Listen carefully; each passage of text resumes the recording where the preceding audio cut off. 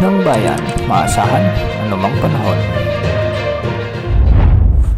Magandang araw po sa ating lahat. Ngayon ay araw ng Martes, May 20, 2025 at narito na ang update sa lagay ng ating panahon. Meron pa rin tayong binabantayan na low pressure area at huli itong namatan ng Pag-asa sa layong 375 kilometers west-southwest ng Aberlan, Palawan o 295 kilometers south-southeast ng Kalayaan Island sa may Palawan. Nakapaloob ito ngayon sa may Intertropical Convergence Zone na siyang nakakaapekto din sa Mindanao at Palawan, samantalang easterlies ang nakakaapekto sa nalalabing bahagi ng ating bansa.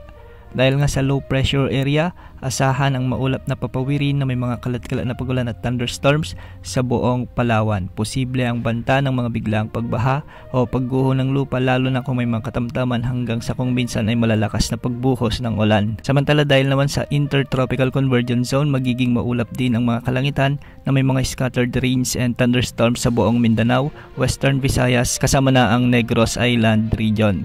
Pinag-iingat pa rin natin ang ating mga kababayan dito sa banta ng mga biglang pagbaha o pagguho ng lupa, lalo na kung may mga katamtaman at kung minsan ay malalakas ding pag-ulan. Samantala, dulot naman ng umiiral na mainit na hangin mula sa karagatang Pasipiko o yung tinatawag nating easterlies ay magiging maulap ang mga kalangitan na may mga kalat-kalat na pag-ulan at thunderstorms din ang inaasahan sa Eastern Samar, Leyte at Southern Leyte.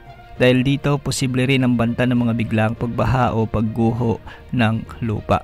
Samantala sa Metro Manila at nalalabing bahagi ng ating bansa ay magiging bagyang maulap hanggang sa maulap ang mga papawirin na may mga isolated rain showers and thunderstorms. Dulot pa rin ito ng umiiral na easterlies.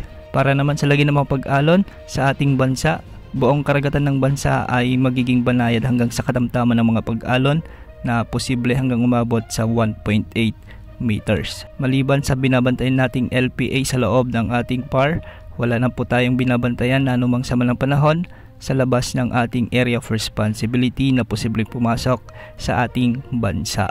Yan ang update sa lagay ng panahon. Ito po ang weather update ng bayan, maasahan anumang panahon.